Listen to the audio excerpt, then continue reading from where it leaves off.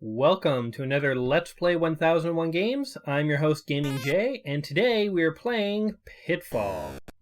And I just fell down a pit. How are we supposed to climb this legitimately?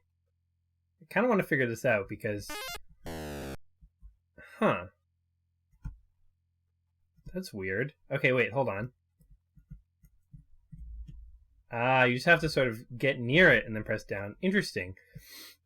So, this is Pitfall. As many of you may recognize, it is a platformer game. It is on the Atari. As I promised last time, I would be playing an Atari game this time. I played Space Invaders last time, and now we're switching it up.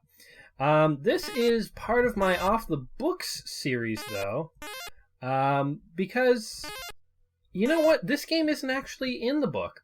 So my main series is called Let's Play 1001 Games. Uh-oh, I can't get off. There we go. So my main series is called Let's Play 1001 Games, and in that series I'm working my way through a book, called 1001 Games You Must Play Before You Die. It's a very interesting book, has lots of games. Oh man. This is a much harder game to talk over than Space Invaders. Anyway, it's an interesting book. It has lots of recommendations. I don't know how much I agree with absolutely every recommendation, but nonetheless, it's got tons of great games. It's a really great book. If you've never heard of it or never seen it, jeez, those scorpions don't mess around. You should definitely check it out. And I wanted to play an Atari game, and I kind of wanted to play Pitfall, but Pitfall wasn't in it. So I had to, do this on my own. So, as I said, this is part of the Off the Book series, and this is basically where I get to play whatever game I want, any classic old game, and I don't have to worry about whether it's in the book. So, long story short, I'm playing Pitfall. Get over it. Yeah, you know what's funny too is, so in the last video, how am I going to get past this snake? Oh, that was easy. In the last video, hey! What? Oh, you kidding me? Are you kidding me? I finally see treasure and I die instantly? Wow. Okay, how do we reset here? There we go. There's no title screen or anything to this game. It literally just kind of starts. And it starts where it starts. And I guess you have to reset the whole console when you die. These old games are so interesting. Okay, so last video I made was about Space Invaders, and I went on, I gave you all kinds of trivia. Sorry, I was distracted by my score, which is 1978, which for a brief second I thought was the year this game came out. And I thought, why are they showing me the year this game came out? No, that's my score, actually. Okay, anyway, there's tons of trivia I gave... Damn it. Tons of trivia about about Space Invaders. And there's so much, actually, that I forgot to mention two things. And it's two things that are actually kind of relevant to this game, so there's no harm in mentioning it now. The first is that Shigeru Miyamoto, the genius behind Super Mario Brothers and many other classic Nintendo games, was inspired by Space Invaders. He wasn't interested in making video games until Space Invaders came out. And in a way, Pitfall is kind of... the timing wrong there. Pitfall is kind of the predecessor to Mario. It is considered... Oh, man. These crocs are really hard. Oh, damn it. Okay, I can do this. I have confidence in myself. You may not have confidence in me, but I have confidence in myself, and that's all that really matters. Anyway, this game is sort of like a predecessor to Mario. It's in a way a predecessor to all platformers. It doesn't side-scroll. Side-scroll, all the platformer games these days, or most of them, side-scroll. This one didn't. So that is the sort of one area where it's... God. I remember now, as a kid, why I hated this game. I thought I was wrong. I thought I would enjoy it more as an adult, but it is wearing on me quickly. Anyway, this game doesn't side scroll, and that is like a main feature of most platformer games these days. But beyond that, the whole idea of sprites, sprite characters, that was unique. The whole idea of having a game that didn't last more than a couple minutes. Because all the old Atari games were just ports of arcade games. And in arcade games, you want people to die frequently, so they cough up more quarters. So all the original games on Atari were really brutal, and you didn't really make it very far. You died really fast. I mean, I've been dying a ton in this game, but as you can see up at the top, there's a 20-minute time limit to this game, which, for its time, that was like a remarkable concept. A game that you were supposed to play for 20 minutes? Like you would never see that in the arcade, and because most Atari games were just ports of arcade games at the time, you would never see that in an Atari game. So, it's very interesting. Okay, I remember this. There's some kind of trap here. Oh my god! Ooh. Wow, now my score, holy crap, it got huge. Another thing that, one more thing I want to mention about Space Invaders, it's also relevant here, is that the whole concept of extra lives was an invention of Space Invaders. Nobody had really thought of it before.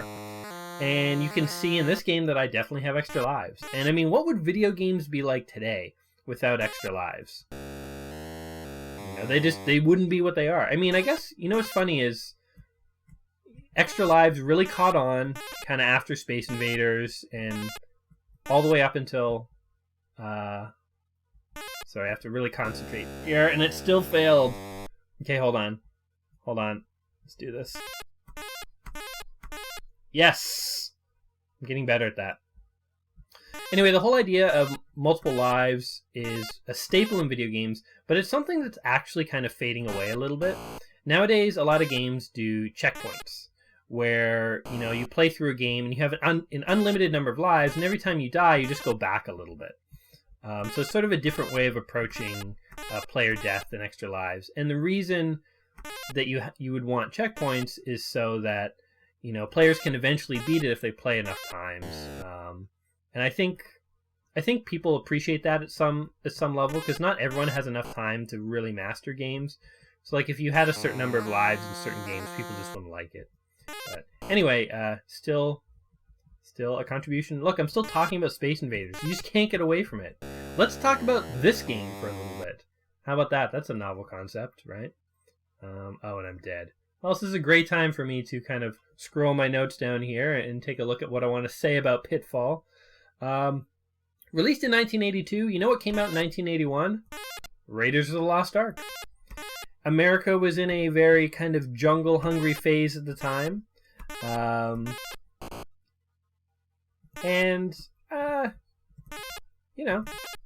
don't know what else there's to say about that, honestly. Main character here, his name is Pitfall Harry. He has 20 minutes to get 32 treasures, and every time you touch an obstacle, it decreases your score a bit. Again, who cares about score? So that didn't bother me at all. In fact, I'll let 2 more logs hit me. He kind of looks... I don't know what he's doing to those logs when they come over. But anyway, yeah, who cares about score? But, I mean, again, in the days of Atari, I guess people did. Ooh. I always have to shut up when I jump those guys now. Yeah, who cares? Take my score away. That 1 gold bar is going to replenish it in more ways than me playing carefully ever could.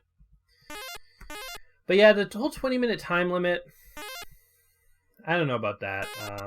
I guess this was before games had the idea of multiple levels. We have multiple screens, but not multiple stages. And so, the time limit was a way to add replayability. The time limit and the score.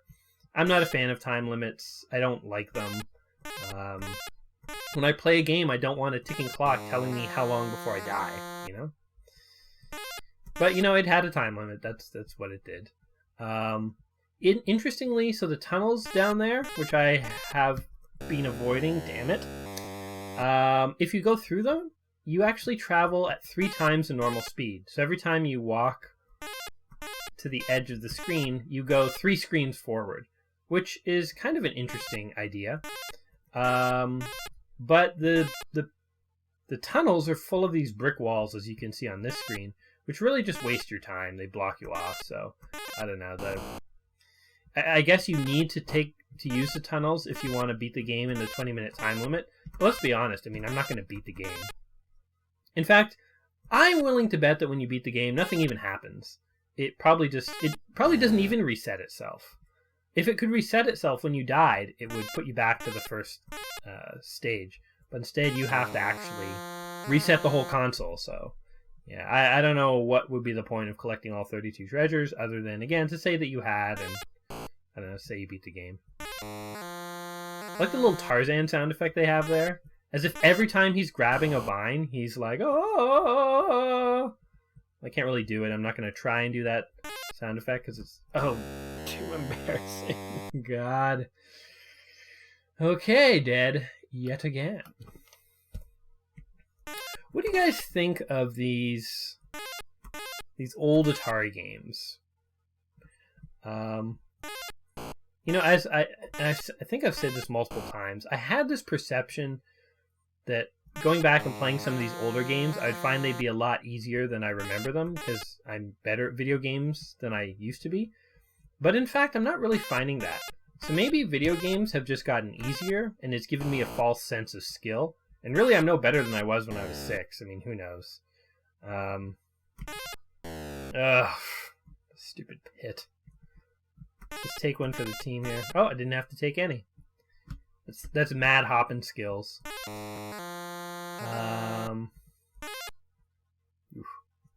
Okay. Like, what a cheap trap to put right there. Again, it's like the rock paper scissors guy and Alex Kidd, not Alex the Kid. I was wrong in that video. I don't know why I thought it was Alex the Kid, but Alex Kidd. But what a cheap trick to like fool people the first time they play. Give me some hint that there's something there.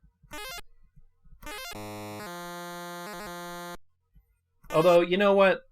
I guess you could say that about almost anything in games. Ugh. The first time you play sort of a mechanic in a game, it's always tricky. Ah! You really have to just tap that thing so precisely. Damn it. The jump controls here are better than Donkey Kong. I'm going to go on the record. They're definitely worse than Mario. He jumps not nearly as high. You have no control in the air. I wonder if was that an invention of Mario, where you could change your jumping direction in the air? Because if so, that is such a simple little feature, but it's a huge revolution in gameplay because it makes you really feel like you're in control.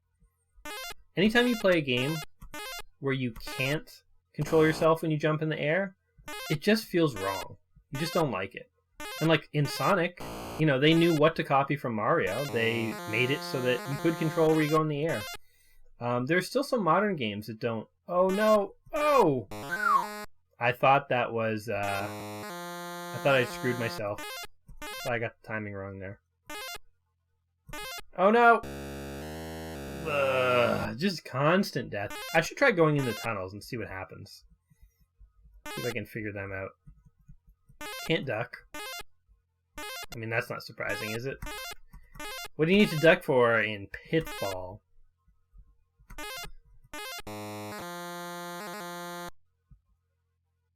So, I don't know. When Mario came out, it was a game I loved. And it really got me. I just wanted to play Mario clones.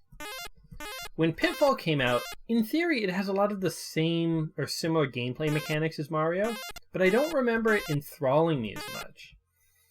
So, I mean, do I like side-scroller platformer games or don't I? You know, maybe I just would like any genre that was highly polished. It's hard to say. Pitfall definitely has its place and it did a lot of revolutionary things, but, I mean, I don't know. Mario just kind of came along and did it better. Oh man, those guys are hard to jump. Okay. I like how it says Activision in the bottom so that you never forget what you're playing here. Man, I'm like just sailing through this world. I mean, I would appreciate a ladder so I could get out of here. But I don't think it's going to give me that. Am I caught in an infinite loop? This is like Groundhog Day in Pitfall. He's experiencing the same scorpion over and over again. Like, seriously, when is this gonna end? Can I get out of this pit? Are you kidding me?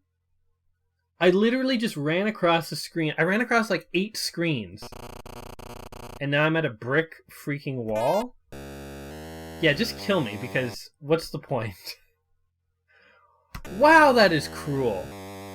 That's what... Okay, now I remember why I didn't like Pitfall. Jeez. You really gonna do that to a kid? I mean, I'm an adult now, but... Oy vey.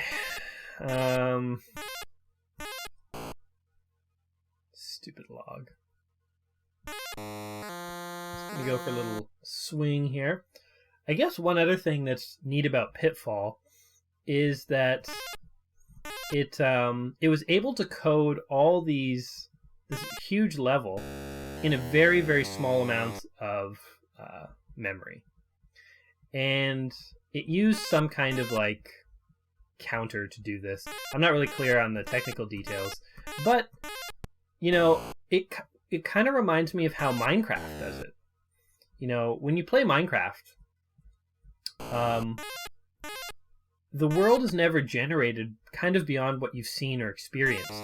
It just has an algorithm for how to generate more world. Oh, I haven't died of that snake once yet. That's embarrassing. Oh, man. I'm not going to get very far. I found one treasure, which was the gold bar.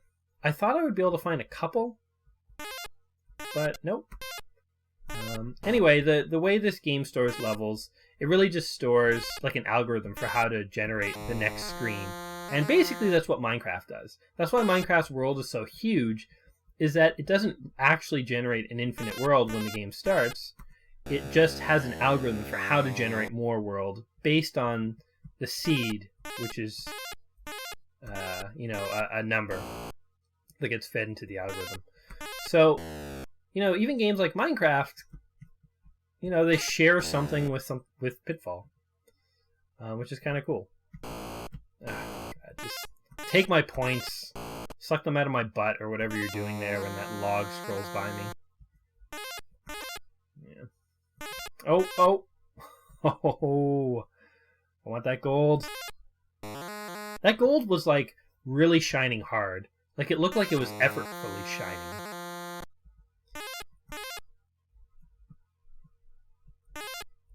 So what do you think? Was Pitfall ahead of its time, or was it just par for course for Atari games? Like, does this stand out to you as substantially different from other Atari games?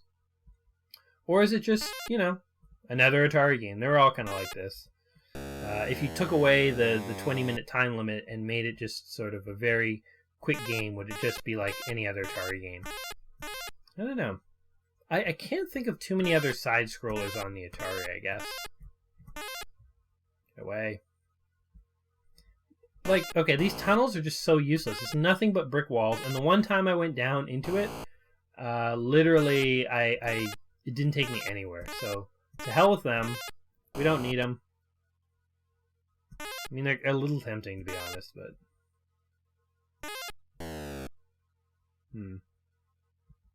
We're kind of starting to repeat screens now.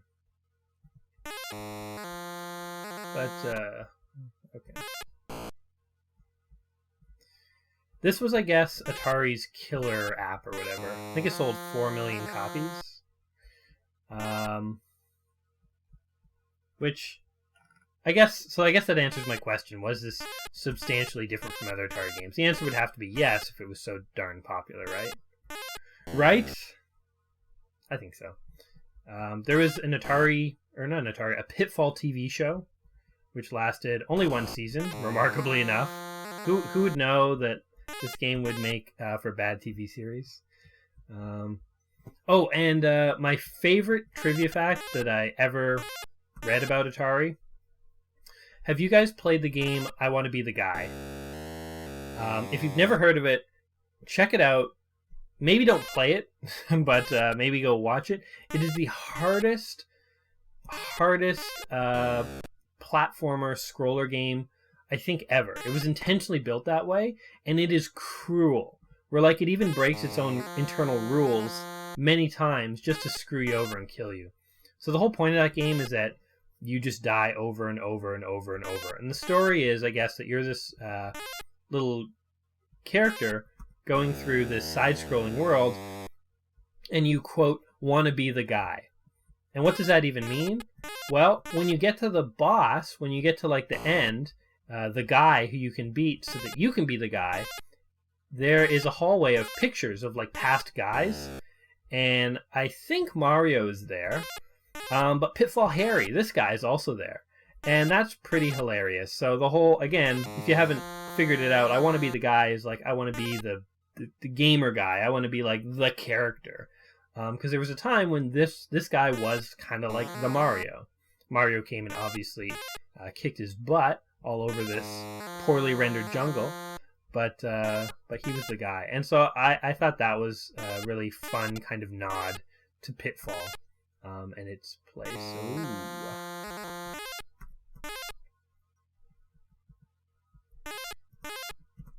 Oh no! Ooh. One thing I always thought was funny is if you look at this guy's attire, I mean, it looks like he's just in street clothes. He doesn't really look jungle ready. He's not like suited up like Indiana Jones. He's just kind of like a guy. I don't know. His shift at the restaurant was over. He decided to go on a jungle adventure. Didn't want to change, so he's got his green jeans and his green long sleeve shirt. No backpack, no like hat, nothing. Just a dude. He's just like an average looking guy. This is like video games everyman. And he loves his Tarzan sound effects. Okay, if I die here, this is my last level. My last life, by the way. Because I think, you know what? I think I've tapped Pitfall to the end. Oh, jeez. Okay, we can't end on the croc. Well, maybe we'll have to. What do we... You know what? We got 17 minutes. Let's just rap for a bit. Let's give Harry a break. He'll just do some cardio here while we talk. Pitfall... I was going to say Pitfall Harry, but just Pitfall with an exclamation point. Pros and cons. Pros... This game was ahead of its time. I'm going to go on the record, and, you know I put it to you guys. It was. It had sprites, it had side-scrolling action, it had jumping. People hadn't seen anything like this. It expected you to play for upwards of 20 minutes. Space Invaders didn't expect that. Space Invaders wanted you to die within 2 or 3 minutes so they could get another quarter out of you. And all the home ports didn't think, geez, well, maybe since people already paid for this game, we can give them a little more gameplay. No. That concept just didn't exist. So games only lasted for a couple minutes. Pitfall came around and said that's not the way it has to be. So, yeah, Pitfall was ahead of its time. And it kind of led the way for things to come. You know, Mario probably owes its existence to Pitfall Harry, as well as various other games. Oh, man, I'm really giving this Scorpion down there a run for his money. He is just like... maybe he's getting pissed off at me. But also, how does that Scorpion even see me? How does he know where I am? Is he psychic? Maybe he hears the thumps? I don't know. It's kind of a scary thought that if you're walking around the jungle, there'd literally be a tunnel under every area that you were walking that you could go, and there'd be like scorpions and stuff down there. Also, these crocodiles, they could hop out of the water at any minute and eat me, but they're being kind of lazy about it. They're just sitting there like, I'm just going to chomp in the air, and if you get eaten, it's your own fault. Which is an old gag from The Simpsons. Something else about this game, who's throwing the logs? Do logs just kind of roll around the jungle? Like if we go back over here? Where are these logs coming from? Is Donkey Kong at the end throwing them? And they're rolling at a constant speed, not down a hill or anything. I mean, these things are breaking the laws of physics, let's be honest. This dangling rope. I mean, I guess that's also breaking the laws of physics. Well, you know what? Hey, I'm delving too deep into Pitfall Harry here. Let's not get into analyzing the physical laws of nature this thing is breaking.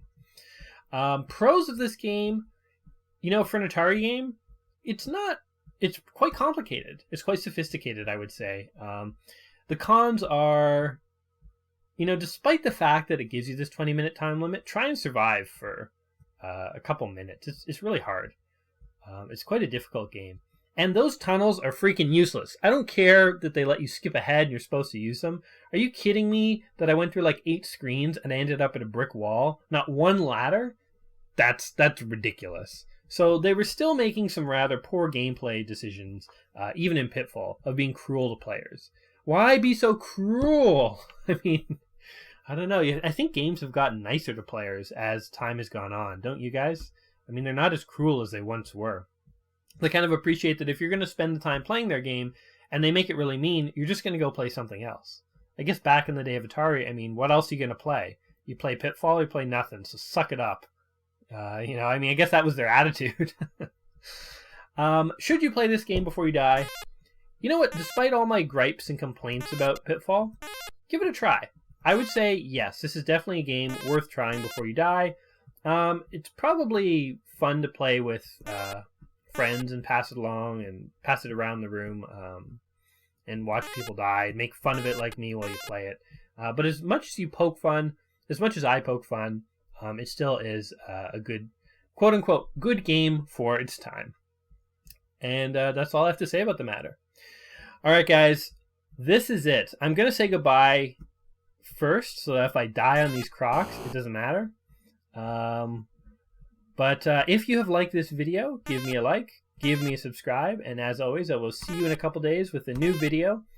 And actually, I think I realized in my Space Invaders playthrough, I said the next game would be an Atari game, and when I put that into a playlist, people are going to be confused if the next game, if it skips over this game, which is in a different series.